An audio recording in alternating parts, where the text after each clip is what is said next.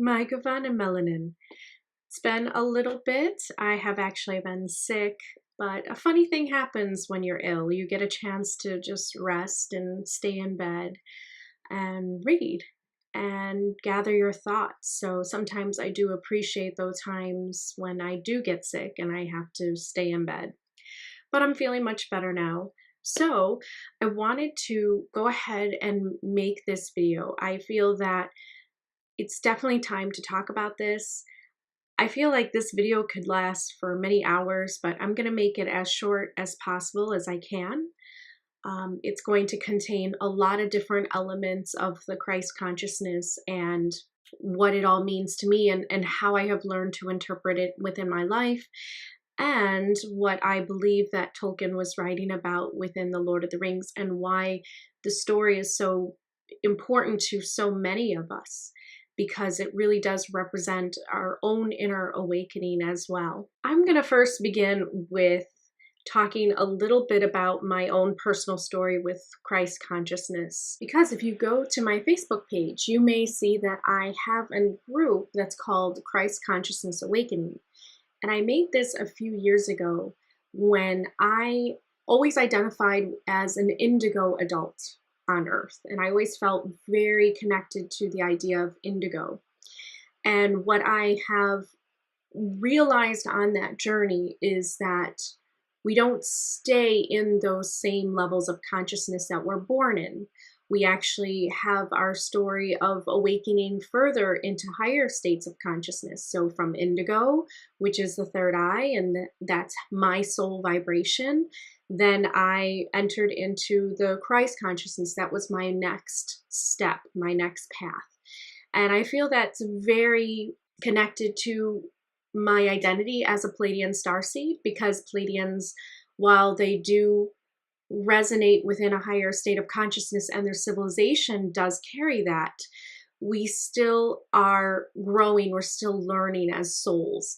All souls from Prime Source are on this journey. As long as you're in the material world, you're still learning, you're still growing, you're still adapting, you're still enjoying the experience of growth and realization within yourself. So my personal story about Christ consciousness was that I felt a calling or a feeling deep within that many people were entering into violet consciousness state after being in indigo consciousness, which is when your eyes open up to the world and you see the illusions for what they are and the lies for what they are in the world. And you start to connect and open your third eye and you start to see beyond the material world and you start to actually incorporate the spiritual or immaterial world into your daily life. And so that's what an indigo is able to do. And they have a lot of psychic abilities because that represents that ability to bring in the immaterial world into the material plane. So I was an indigo adult and I was awakening into violet consciousness, and I knew that other people were doing that as well. So I wanted to welcome other people and have kind of a group where people could go and talk about violet and the Christ consciousness, because sometimes it's hard to talk about, and especially if you feel like you don't really have others to talk to. So I felt that this group was a great way of people could connect and share information and just express their experience and their journey within Christ consciousness. One of the key things about Christ consciousness that I learned is that it is a pattern within Jesus and within some of the other ascended masters of what they have obtained. But what it really is about the spiritual world coming into the physical world, into the material world. And it is that bridge being formed within your own life. Christ consciousness is more than just trying to be a great soul on earth that is all about divine love and showing others their true light within, but it's also bridging the spirit world with the material world. And this is a kind of an abstract foreign concept to those that may be very skeptical about things that are not seen in the material world. And if you don't have evidence for it, they kind of disregard it. So that's very difficult for those types of souls to reach that violet consciousness or that Christ consciousness. But that's what Jesus was basically trying to say. And we gather that within the Bible, that he was constantly talking about the spiritual world, that this world is nothing. Give all your clothes, give all your money, give everything you can of yourself, because really this is just kind of temporary, and it's just a material kind of a facade of the real reality that lies beyond this physical plane, which is where you get to the heart of the matters and really the truth of your soul and where you come from. So Jesus was trying to tell the masses about that. But of course, so many people understood him at the level that they were coming at from their own states of consciousness. So he was not really ready to be accepted into society as he would today. Today, we have individuals that actually would resonate with Jesus, would understand what he was saying, and would not take him as a higher God than them, but would actually see him as a kindred spirit, as a fellow being that was awakening into this state of being in which your spiritual essence merges with the material world. So that was my personal story with Christ consciousness. And it doesn't mean that I am a perfect being in any kind of way. It just means that I have awakened to allow my spiritual self to merge with my material self. And every so often I'm reminded, and I kind of remind myself during my life, that I am the kind of ultimate observer over my life. And I go in and out of these states of consciousness in which I am always aware of myself as the ultimate observer. My personal goal is to remain completely at violet consciousness at all times. And I'm getting better at it. The more you practice daily, the more you cultivate, the more you think about Christ consciousness, the more that you study and become a master of it, and you really understand it, that's when you start to embrace it more, and it's on a consistent basis rather than in and out of spiritual realizations that you might have every once in a while that causes you to have a sense of euphoria and enlightenment, and you're connected to everyone and everything.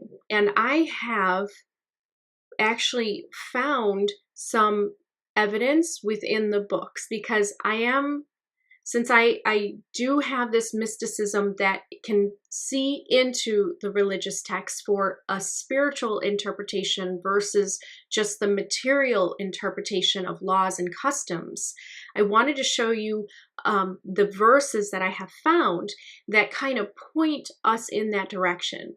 Because you may notice in this world, we are always guided. We're always left like little clues and hints, and a lot in stories. The mythology of humanity is very, very important to us, because it seems that our souls evolve and learn the truth of our true origin, of our true spirituality, by stories. And so that's why fairy tales and folklores and myths and legends are so important to us, because it's how we learn about ourselves, actually, and we learn the truth of who we really are. And that's why Lord of the Rings is such an important story to so many, but more on that later. I'll get into that at the very end. First, I want to go through some of the religious texts and show you some verses of proof about why Christ consciousness or Krishna consciousness is something that can be regarded and related to those of a religious nature. That this is not a taboo subject. This is not something to be scared of in any kind of way. This is something that all the master teachers and the ones that you devote yourself to were trying to lead you towards. It's not something that only they could obtain and that they could only have. They were trying to pass it down to everyone and every soul, so that every soul can obtain their states of bliss on earth as well, and can kind of master and transcend this material realm. So the first one I want to start off with is the Bible. Two things I would like you to just keep in mind is that everything is from the same prime source. And yet we are all different individual pieces of that prime source. So we are refractions of it. We are little pieces and glimmers and reflections of it. So it's hard to see yourself as the totality with looking at the ego self and looking at Bob in the mirror and seeing his life and his work and seeing him as the totality of the universe. But when you actually put all souls together within the universe, you can then get an idea of the universal consciousness that we all stem from. And you can remember once again where you came from, which is my role here on Earth. I am a part of the collective consciousness that wishes to awaken everyone, and I am not alone. I am just a piece and a reflection of that. So I want to start off with Genesis. So this is first part of Genesis, line 26. Then God said, "Let us make people in our image, to be like ourselves. They will be masters over all life, the fish in the sea, the birds in the sky, and all the livestock, wild animals, and small animals." So God created people in his own image. God patterned them after himself. Male and female, he created them. So let's think about that word image. Image is a thought, a vision that we have in our mind. If I had to say, hold the image of a bouquet of flowers, you would have that image within your mind of a bouquet of flowers, of maybe an experience that you had or something that you are imagining and dreaming up that you would like to see. This is evidence that the entity or the consciousness that we call God, that everybody has called God, is really just dreaming and envisioning what we are as people. We are formed in the image of his mind. And it is the same as what Tolkien wrote in the Silmarillion, as Eru Ilúvatar was the only one, and all thoughts came from his mind. So that was the very first part. And there's, of course, much, much more in the Bible that you can find that can lead you to these types of realizations about yourself and where you originate from, if you can remember. Psalm 82. God presides over heaven's court. He pronounces judgment on the judges. How long will you judges hand down unjust decisions? How long will you shower special favors on the wicked? Give fair judgment to the poor and the orphan. Uphold the rights of the oppressed and the destitute. Rescue the poor and helpless. Deliver them from the grasp of evil people. But these oppressors know nothing. They are so ignorant. And because they are in darkness, the whole world is shaken to the core. I say, you are gods and children of the Most High. But in death you are mere men. You will fall as any prince, for all must die. Rise up, O God, and judge the earth, for all the nations belong to you. It's a very, very powerful psalm. The idea that the wisdom here that is coming is the idea that, remember, you are all gods in spirit. If you hold the mind of spirit within you while you're on earth, then you can never really die, and you can transcend the material realm, and you can move beyond everything that has happened to you on earth. You can remember that you're part of Prime Source this way. Next, when you go to the Gita, here it is, chapter 10, verse 8. I am the source of all spiritual and material world. Everything emanates from me. The wise who perfectly know this engage in my devotional service and worship me with all their hearts. So the most wise on earth, they will devote themselves to their higher self.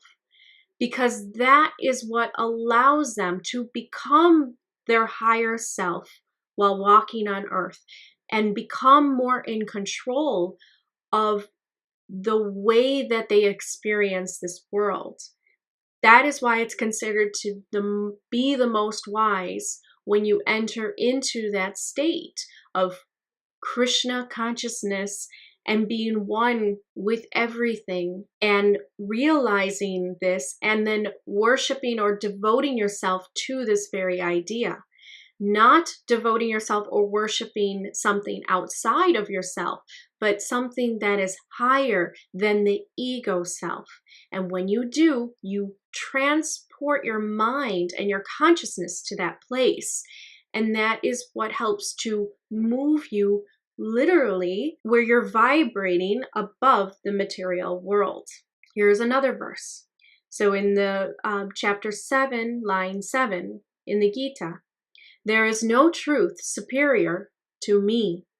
Everything rests upon me as pearls are strung on a thread. Once again, if you can connect the dots and understand the way that pearls are, they're all connected by that same line that connects them and keeps them on that same thread. So there's so much evidence, and even in the Quran, when you can look past the laws and the customs back in the time, you can find little evidence of this spiritual wisdom. Here is chapter 3, line 55. Behold, Allah said, O Jesus, I will take you and raise you to myself and clear you of the falsehoods of those who blaspheme. I will make those who follow you superior to those who reject faith. To the day of resurrection, then shall you all return unto me, and I will judge between you of the matters wherein you dispute. So this is a very interesting line that's basically saying that I'm going to bring Jesus back to myself, and then I'm going to take a look at all the souls who wasted their time on earth fighting over this very notion of what Jesus was or what is life about and how it should be lived. And really, all souls will be gathered back to Prime Source and will know the truth and will see the reality of everything that they have disputed about on earth. So why waste your time disputing and fighting one another when really we are all from Prime Source and there are so much more important things to do while on earth? That's what I get out of it. Here is chapter 21, line 104. The day that we roll up the heavens like a scroll, rolled up for books, even as we produced the first creation, so shall we produce a new one, a promise we have undertaken, truly shall we fulfill it. So here we see that there is one universal consciousness that can close up this universe, this story, this intergalactic story that is going on, and everything will be done and gone as the first creation. But there is always promise that there will be a new creation, and this can be reflected in past lives and in future lives, and our lives will go on and on. We are eternal spiritual energy, and we have many, many lives until we decide to not come back to the material realm, which is where I get into Tolkien. So I want to read the Silmarillion, the very first part, and if you haven't seen my video on the creation of Arda, you can always watch it. I have it on my channel where I read the first chapter for you, so you don't have to get the book, but I do highly recommend buying the Silmarillion if you have not. It is an amazing look into Tolkien's mind and what really created Middle-earth and what he was really trying to get across to the world. The music of the Ainur. Anu Linde. There was Eru, the one, who in Arda is called a Luvatar, and he made First the Ainur, the holy ones, that were the offspring of his thought, and they were with him before aught else was made. And he spoke to them, propounding to them themes of music, and they sang before him, and he was glad. But for a long while they sang only, each alone, or but few together, while the rest hearkened, for each comprehended only that part of the mind of Iluvatar from which he came, and in the understanding of their brethren they grew but slowly. Yet ever as they listened, they came to deeper understanding and increased in unison and in harmony. Go back to the very first line. There was Eru, the One. That's it. Now,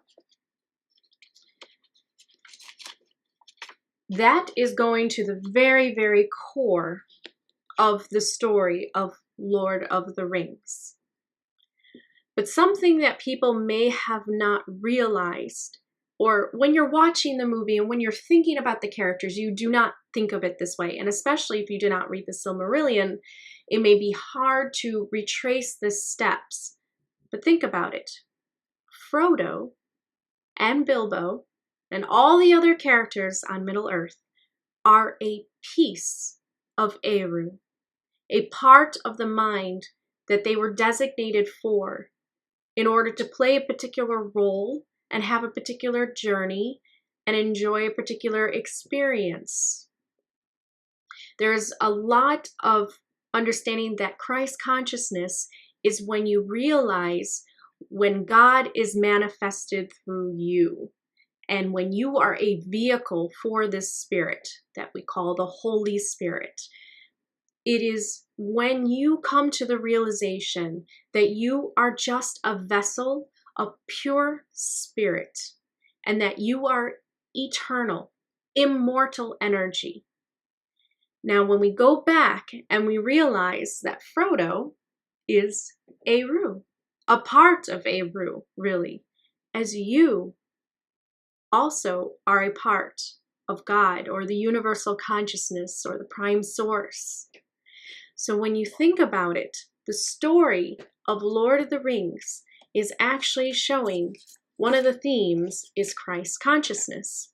Frodo is an example of going through the inner turmoil of having something such as the ring of power that was strapped to his neck and symbolized the temptation and just the darkness that could overcome an individual and keep them down. And he had to go through this journey, and he had to hold on to it, and he had to take it to the land of Mordor in order to get rid of it, finally, forever, for Middle-earth. And when he did, he reached a point of exhaustion in which his soul was starting to feel like it was ready to leave the physical plane.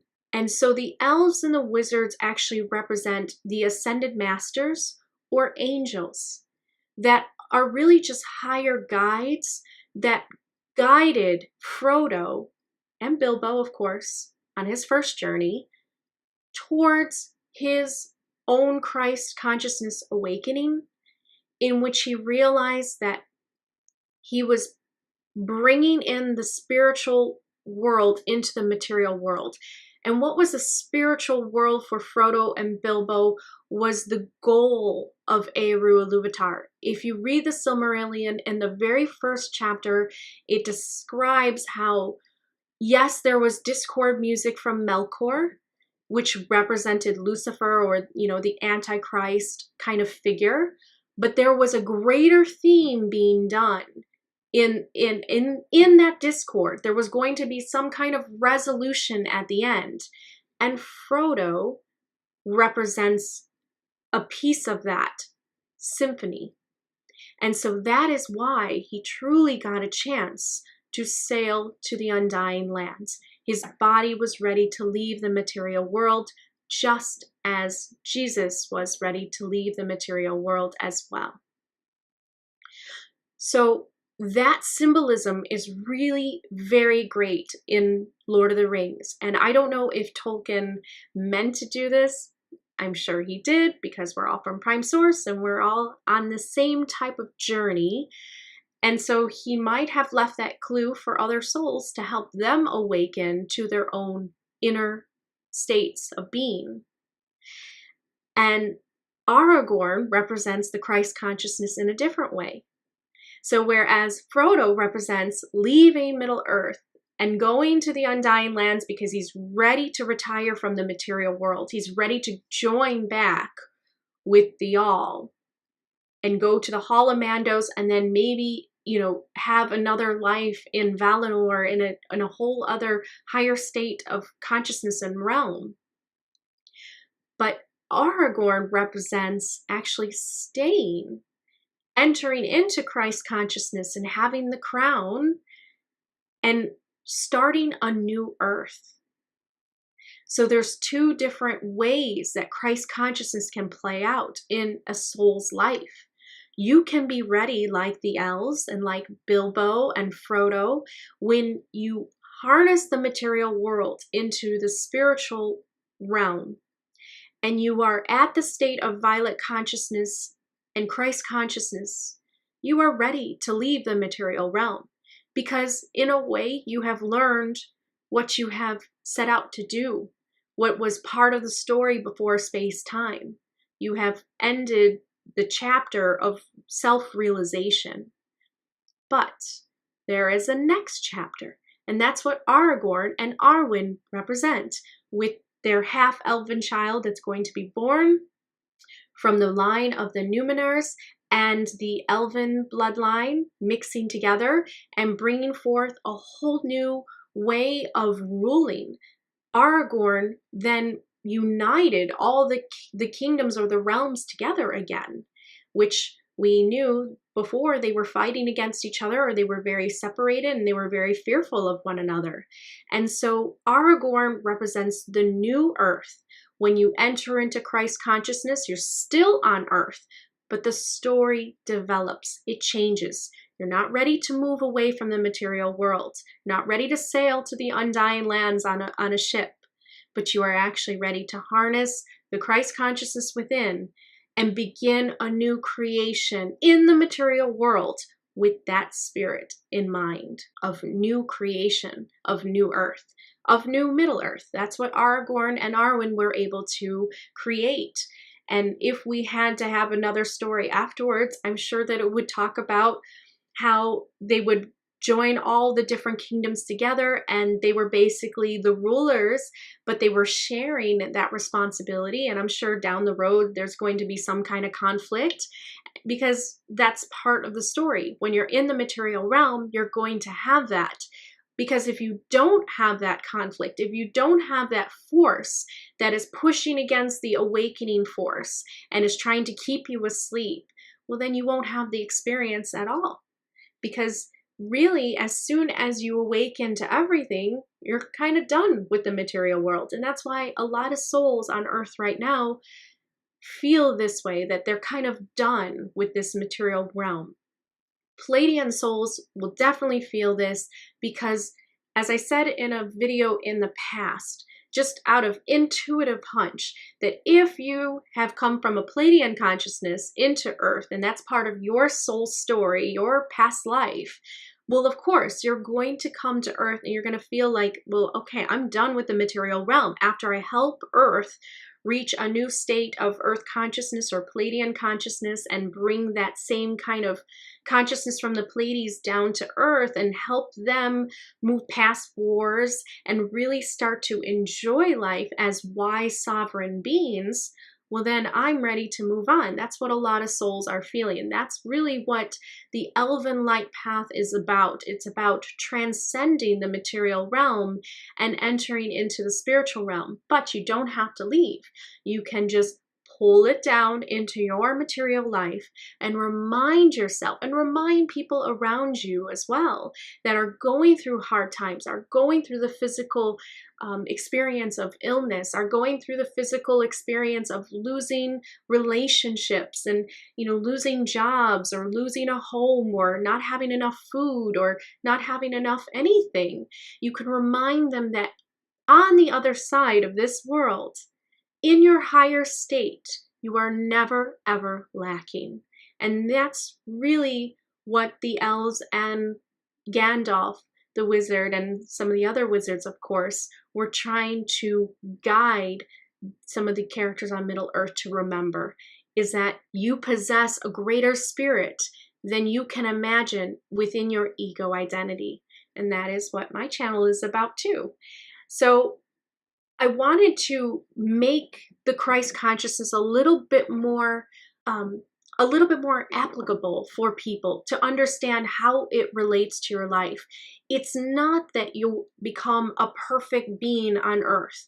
Of course, when you enter into the violet consciousness and Christ consciousness, you are going to start to relate to others as you would want to be treated yourself, because you feel this interconnection. You're connected to everything and you believe everything is from the prime source. And you remember once again that yes, everything is within you and you are within everything. And so you see the diversity, you recognize the many, and you respect it as such.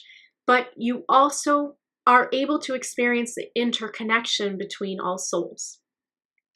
Carl Jung and Edgar Cayce had really wonderful pieces and writings about this, that Jesus was really a symbol for the higher self, the self with a capital S, and that Jesus was almost like a hologram for humanity to have in their story, to remind themselves later on in the future and within every single lifetime of what you are capable of achieving. Jesus was that example for humanity, as there is always examples of that within on every planet, because it's part of nature in which we always learn from another soul. We help each other out because we are all part of the same string of pearls. We are part of the same collective. So we have aliens, ascended masters, and angels, and prophets and messengers, just like Jesus and others that have been in our reality, to be that reminder to ourselves. Now, if you are not ready yet to hear this, you're going to come across this video and you're going to be like, what is this? But if you are already there, then I just wanted to make this video as a way of going into 2019. It's almost the new year. It's the winter solstice now. We're in Yuletide. And of course, for Christians and those who celebrate Christmas time, this is the time of the birth of Christ. So I felt this was fitting to talk about how the symbolism of Jesus is really a symbol for your higher self, to remind yourself of how to always be conscious and aware of the immaterial spiritual world that is really encapsulated in your higher being, in yourself. All states of higher consciousness, higher realms, whether it be the land of fairy, whether it be any kind of higher consciousness realm that you can think of, an alien civilization that lives in total harmony and in peace, is all deeply within you. You carry that potential within yourself. It is about you digging deep and seeking for it enough and bringing it fully to the surface of who you are. When you do that, you can then walk on earth within Christ consciousness. And yes, it's going to be hard. Since I've entered Christ consciousness, it's not that I'm always there. There are moments in time where I just slip into the material realm and I'm like, oh, I have this horrible, headache, or I have this bill to pay and I'm fighting with my husband, and I get really sucked into the emotional depth of my experience. But your higher self will always remind you, well, that's the point. Because without those emotional experiences of the highs and the lows, well, there would be no reason to create in the first place. We are here to experience and to grow and to eventually remember where we came from. And from there on, we can create a new creation. My goal as part of the Prime Source Collective, as a Palladian soul, as an Elven soul, is to be that guide for others, just like Galadriel or Elrond was in Lord of the Rings, which is why Gandalf took Bilbo and Frodo basically to see those elves, because on the journey, you may need someone who has done that awakening before you to remind you. That's all we really are. That is our great responsibility. After we awaken, then we help others awaken within. And I have a theory, I have a feeling deep within. I don't think I'm the only one, but I believe that our world, the way that it is, will not necessarily disappear if we all awakened. But it will be like Aragorn and Arwen's story, in which when we awaken and we awaken fully into our sovereign selves and we know who we truly are inside, that's when we can create a new world together. That's when we can start living in harmony and in peace. And we're going to have conflict, but we will be more wise. We will be highly more evolved material beings, because we will be harnessing the spirit, the pure spirit within. We will remember it all the time, or we will be conscious and aware of it all the time. That is really how these higher advanced civilizations live. Civilians of those alien civilizations that everyone talks about, or the elven lands, really are just physical beings that just remember themselves as pure spirit. And they relate to one another as such. That is my goal. That is Project Elven Star. And so I am happy to send this video out. It may be too early for some. It may be too late for some too. They're like, where was this video before? But I felt in my personal timeline that it was time for me to come out and to give this video for others. And I had a video that I made last year that may have been too early, but it was the violet consciousness, and it was all about how it related to sailing to the Undying Lands. And I'll put a link if you want to watch it, but it's in my Chakra Consciousness Awakening playlist.